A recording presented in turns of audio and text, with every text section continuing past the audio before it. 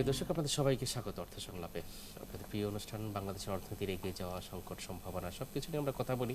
আর প্রতিদিন একটা বিষয়ের গভীরে যাওয়ার চেষ্টা করি। দেশের বাইরেও চলে যাই, যেহেতু বাংলাদেশের স্বার্থ, বাণিজ্য স্বার্থ আজকাল সারা বিশ্বে ছড়িয়ে গেছে। আমরা আজকাল একটু দেশের বাইরে যেতে চাই, ইউরোপে যেতে চাই, কারণ ইউরোপিয়ান ইউনিয়ন অঞ্চলের যে একটা বড় ট্রেড অ্যাসোসিয়েশন, একজন হাই প্রোফাইল কর্মকর্তা আজকে আমাদের সাথে আছেন। তিনি FTA, foreign trade association of Europe, তার মহাপরিচালক যেন ক্রিশ্চিয়ান এভার্ট। আমাদের সাথে আরও আছেন ড্যানিয়েল সাইডল, তিনি বাংলাদেশ প্রতিনিধি of foreign trade association. Mister Christian Evert, you welcome to our show Artha Sanglap. You also welcome mister Daniel. Thank you very much. It's a great thing what I have told my viewers, that your visit to Bangladesh is a significant thing because Bangladesh is the largest market in Europe. If we want to hear from you, where is Bangladesh in Europe now? In terms of volume exports, in terms of perception of producer, and in many angles, where is Bangladesh now in Europe? Well, I'm tempted to say that Bangladesh has been in Europe for quite a number of years now.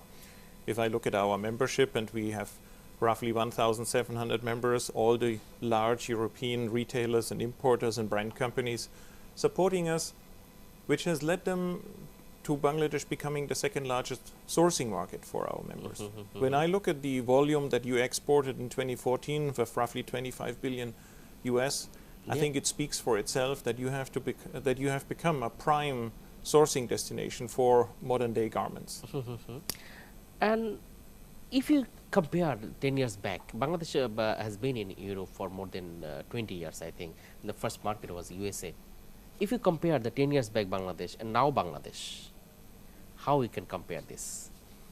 I think you have gone through tremendous development and tremendous positive development in terms of when you look at the production, at the skill set, the capabilities that your entrepreneurs have developed, but then also on the other side when it comes to social and environmental developments.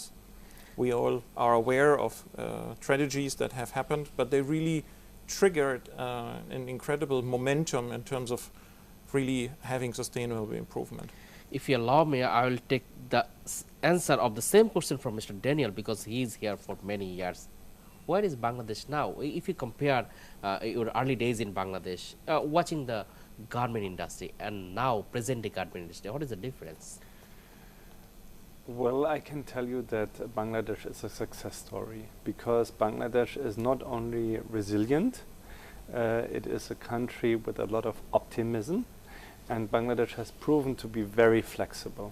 So, you know, before Rana Plaza, people underestimated Bangladesh completely and said, well, it will be Turkey and other countries, China and so on and so forth, who will be the leaders in the RMG sector. Today we see that China and India are sourcing from Bangladesh. We can see that despite Rana Plaza, there are no alternatives to Bangladesh, because Bangladesh has the infrastructure and the workforce behind of catering the demand. And I just want to say, people are arguing about many things in Bangladesh, but what we can see is that at the moment the democracy, the demand, and you can also say the demography is speaking absolutely for Bangladesh. You have the workforce, but we need to improve, especially in capacity building. That is also one thing the Foreign Trade Association and BSCI are considering. Thank you. Wonderful.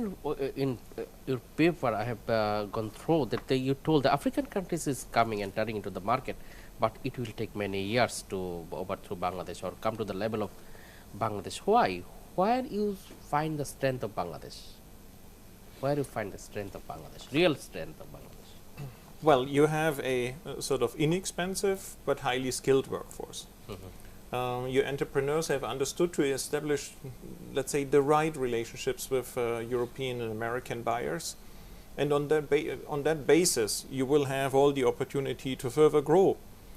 When Daniel mentioned China already. I mean, we all know China is still by far the largest sort of garment manufacturer and exporter globally, but their sort of development in terms of salary increases will make it more difficult for them to compete in the marketplace.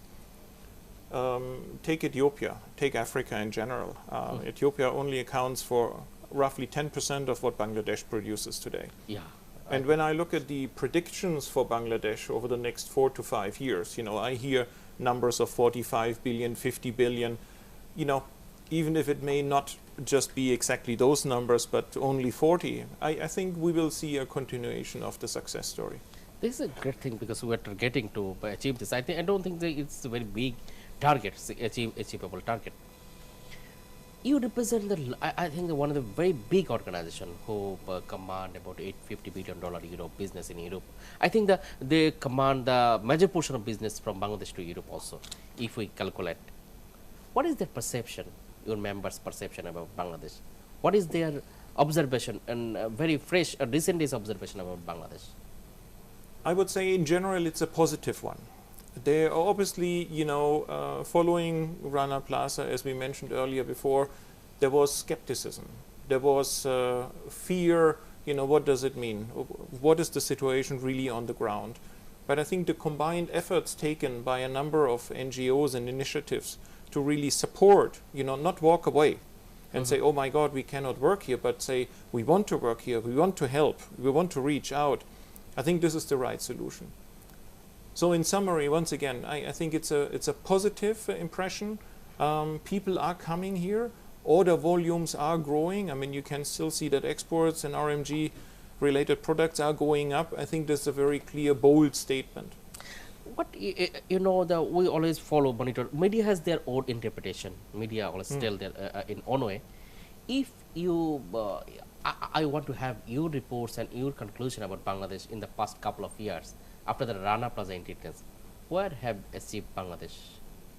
What is the position of Bangladesh in terms of compliance and other advancement? Okay, when you refer to Rana Plaza as obviously building safety, constructural issues, we have two initiatives on the ground here with the Alliance and the Accord, and I think together with the national plan of the Bangladeshi government, they have done excellent work so far. Mr. Daniel, I think you have much more experience in Bangladesh because you're staying here. What is your observation, advancement of the industry realistically after Rana Plaza? First of all, Bangladesh has been always underestimated as a sourcing hub. And when the people ask me about Bangladesh, I say it is a manufacturing hub. And it will be a manufacturing hub not only in Asia, it will be a manufacturing hub for the world. And I think very important nowadays to talk about, and especially about the recent incidents with foreigners. The foreigners feel usually, or have been always feeling very safe in this country. You are very friendly and you treat foreigners as guests. And I think the cooperation between foreigners and locals can't be better. The success story cannot be better told than in facts and figures. Europe is by far the most important sourcing market or buyer of Bangladesh. Thank you. I'll come to again both of you after break. প্রিয় দর্শক, আমাদের সাথে আছেন Christian avert, তিনি foreign trade association your সবচেয়ে largest organisation যারা retail যেটি command করে। আমাদের সাথে ড্যানিয়েল সারিল আছেন, যিনি বাংলাদেশের প্রতিনিধি FTA এর। তাদের সাথে আমরা আরও শুনতে হবে তবে একটি বিরতির পর।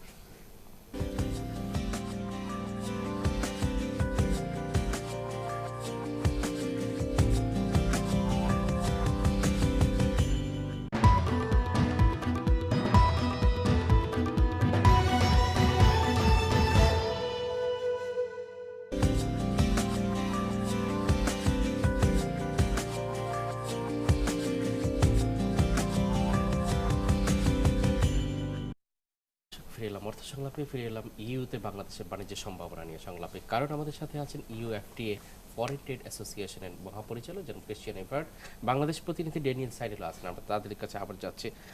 Mr. Evert, before the break, Daniel pointed out a question about in many developing countries, sometimes many accidents or incidents make panic. Recently, 2 foreigners were killed, and some people are saying it will impact on the business of Europe and with Europe and other parts of the world. Do you think this is buyers are afraid of, or the stakeholders in Europe are afraid about the security situation in Bangladesh? people are carefully looking at the situation. I mean, it's an uncomfortable feeling because, I mean, this is, as far as I remember, recently the first time that something like this did happen in Bangladesh. But of course, you know, I think there's also a number of sort of precautions you can take as an individual.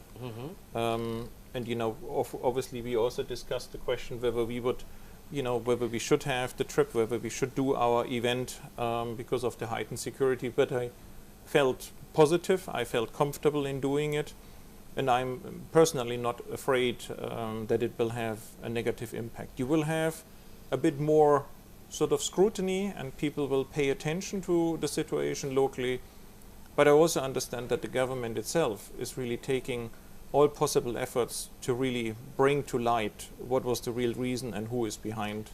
Definitely, those we two will be killings. also hopeful like you, but it's a very realistic observation, I think. Let me come to business again. Where will the business of Europe, especially the garment business, how it's going on? Is this changing to any new dimension? Is it changing to any new dimension, the European garment business, what I think? Well, I think we are living in a day and age of fast-moving consumer fashion. You see that, you know, you traditionally had maybe 4 seasons during the year. Now you have at least 8, and, you know, the potential is there to even grow it further. You have smaller segments. So I think the ability to respond quickly, the ability to source inexpensively to the needs of the consumer in Europe will be key. And from what I have seen, from what I have been told, Bangladesh is an adequate and highly qualified supplier in this context. Why this situation changed? You know, the earlier it was 4 seasons, now we have 8 seasons, and market is ready to take more seasons for fashion. Why? I think it is fashion. It's the very nature of fashion. It is of the end consumer, the desire to express himself in a different way. I'm not saying on a daily basis, but, you know, you want to change, you want to use different colors, maybe even of a similar or the same style. I think it's a natural development of our industry. But the perception and branding for Bangladesh, unfortunately, is that it is the maker of cheapest fashion, cheapest, cheaper, and the cheapest. Can we change this perception in Europe? How we can change? I think the perception is not so much really attached to the relevant sourcing country. It's more the brands. And of course, I will agree with you that many of the products that the sort of low entry level brands are producing are coming from Bangladesh. But I just happened to be in a factory today. It happened to be a leather factory. And I saw absolutely fantastic high quality goods, really in maybe not the high end, but for sure a high medium segment. So the capabilities are here. And I'm personally convinced that we will see a direction taking place that you step by step will move into higher quality fashion. I should go to Daniel again. Daniel, I think you have visited more factories than Mr. Evert because you are here already. Our capacity has increased. It is true. Do you think that we can seek more attention from Europe for new attention? I think the fresh attention about the new capacity of Bangladesh. Well, the key question is what kind of attention does Bangladesh want to seek, and where do we want to position ourselves? You see, and it's also a matter of transparency. Brands nowadays cannot hide anymore where they're sourcing from. Consumers want to know where is the product coming from, are you taking care of the environment, how is the supply chain, and so on and so forth. And I think that's very helpful, and the FTA is doing a great job in this to promote Bangladesh in a proper way, but that means also that the expectations we are creating are fulfilled. And in order to fulfill the expectations in Bangladesh, you need entrepreneurs with the right mindset. How do I treat my workers? Do I pay them properly? Is there any capacity building? Do I invest in middle management? How do I run my company with a stake of ownership and responsibility? And these are the key questions of the future which need to be answered. I should come to, again, Mr. Evert, you know, let me put attention to the compliance. It's a very talked about issue in Bangladesh. We have reports from Ekattor, we have reports from Alliance, and media always put attention to that reports. What is the reports from FTA? Definitely you have some reports, you collect your own reports, you make your own reports about the development of compliance in Bangladesh. What is the report? We today run the world's largest compliance program, and we call it the Business Social Compliance Initiative, Yeah. which we recently upgraded to what we call BSCI 2.0, and primarily covers social aspects, starting from child labor over compensation, working hours, discrimination, and other relevant areas, in total 10 performance areas. The important aspect here is really, you know, in order to promote a country, in order to promote a sourcing market, compliance with those minimum criteria are essential. And we are not imposing any kind of beyond the law requirements. It's actually the majority of the aspects that we are investigating or that we are monitoring against actually meet with Bangladeshi labor law in the first place. One thing, the compliance, there is a complaints from the entrepreneurs that different retailers seek different sorts of compliance. It makes sometimes difficult to implement compliance. What is your observation about their complaint? This is actually a very good point that you're raising this. And two comments here. One is, we are currently in the process of merging with a French initiative